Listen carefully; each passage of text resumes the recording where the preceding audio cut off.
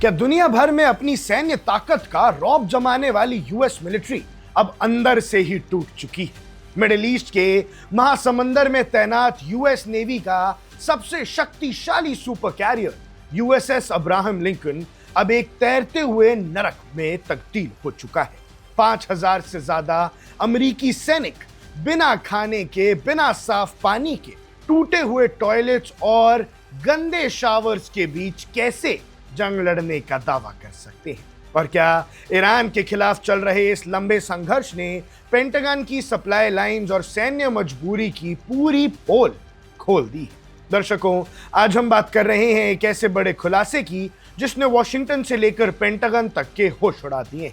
दुनिया भर में अपनी ताकत का धौंस जमाने वाला अमेरिका आज अपनी ही जवानों को बुनियादी सुविधाएं देने में नाकाम साबित हो रहा है। मिडिल ईस्ट में ईरान के खिलाफ तैनात यूएस नेवी का सबसे बड़ा aircraft carrier USS Abraham Lincoln अब किसी सैन्य शान का नहीं बल्कि एक बड़े संकट का प्रतीक बन चुका है।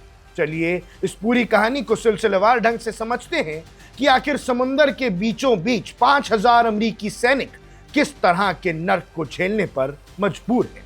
इस कहानी की शुरुआत होती है यूएसएस अब्राहम लिंकन की लंबी तैनाती से। तकरीबन 9 महीने यानी 259 दिनों से ये एयरक्राफ्ट कैरियर समंदर में चक्कर काट रहा है।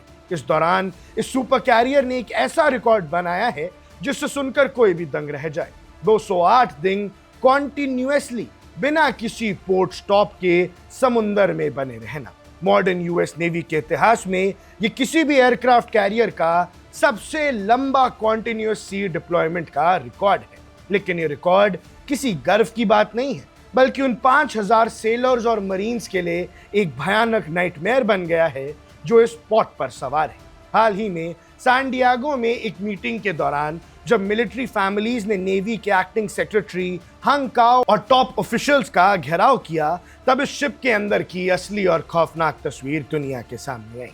एमएस नाउ और दूसरे न्यूज रिपोर्ट्स के मुताबिक जवानों के परिवार वालों ने खुलासा किया कि उनके बच्चे और पति इस वक्त भुखमरी, गंदगी और बेहद खराब मानसिक हालत से गुजर रहे हैं। यानी यूएसएस अब्राहम लिंकन के अंदर जो सैनिक हैं वो अंदर से खोखले हो चुके हैं। सबसे पहले और बड़ा संकट है खाने और पीने का। रिपोर्ट्स के मुताबिक शिप पर राशन खत्म हो चुका है और जवानों को आधे अधूरे पोर्शंस और खराब गुणवत्ता का खाना दिया जा रहा है। ऐसा दावा किया गया है कि जवानों को आधा कप चावल देकर गुजारा करने पर मजबूर किया जा रहा है। और भैया, ये अमेरिकी सैनिक हैं जिनकी हम बात कर रहे हैं। इससे पहले भी यूएसए टुडे ने कुछ फोटो शेयर की थी जिसमें सैनिकों की थालियों में छोटा सा पोर्शन और ग्रे प्रोसेस्ड मीट दिखाई दे रहा था। तो पेंटागन ने इसे फेक न्यूज कहकर खारिज कर दिया था। लेकिन आज परिवार वालों का आक्रोश बताता है कि सच्चाई को कितना भी छुपा लिया जाए वो बाहर आ ही जाती है। खाने के अलावा हाइजीन और बुनियादी जरूरतों को हाल ही के शिप के स्टोर्स में ना तो सोप बचा है, ना टूथपेस्ट बचा है और ना ही डिओड्रेंट। जवान दिन रात स्वेट और पसीने में लथपथ होकर ड्यूटी कर रहे हैं, लेकिन उनके पास खुद को साफ करने के लिए साबुन तक नहीं है। बाथरूम्स और शावर्स में ब्लैक मोल्ड यानी काली पपड़ी जम चुकी है, टॉयलेट्स टूटे हुए हैं और उनका सीवेज सिस्टम बार बार कोलैप्स हो रहा है। लॉन्ड्री फैसिलिटीज काम नहीं कर रही हैं, जिससे जवान हफ्तों तक वही गंदे कपड़े पहनने पर मजबूर हैं।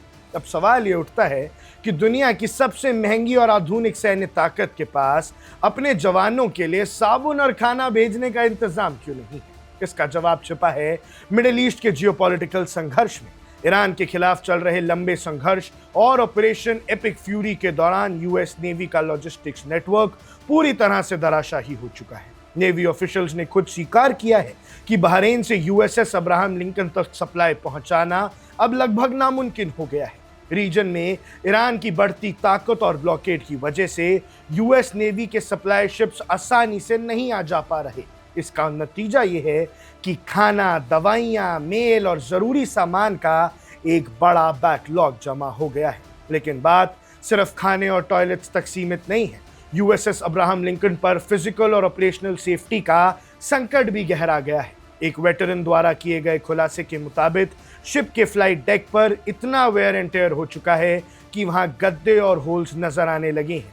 हाई स्पीड जेट लैंडिंग्स और कांस्टेंट मिसाइल ऑप्स की वजह से डेक की नॉन स्किड कोटिंग उखड़ चुकी है। हालांकि फिफ्थ फ्लीट के स्पोक्सपर्सन ने फ्लाइट डेक पर होल्स होने के दावे को खारिज किया और कहा कि शिप फुल्ली मिशन केपेबल है, लेकिन जब जवान 18-18 घंटे की एग्जॉस्टिंग शिफ्ट्स बिना सही खाने और नींद के कर रहे हो तो फ्लाइट डेक पर किसी बड़े हादसे का खतरा हर पल मंडराता रहता है।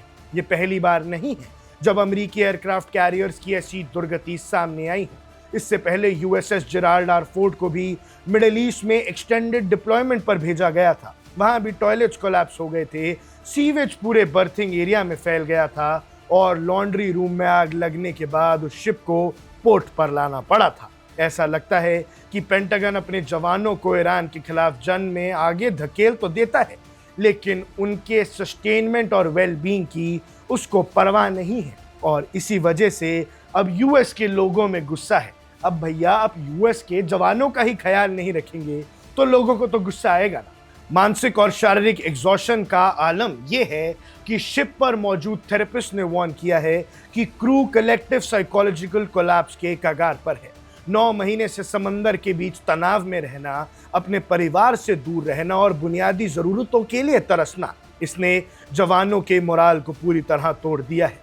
कई जवान अपने बच्चों के जन्म और परिवार के अंतिम संस्कार में भी शामिल नहीं हो पाए हैं।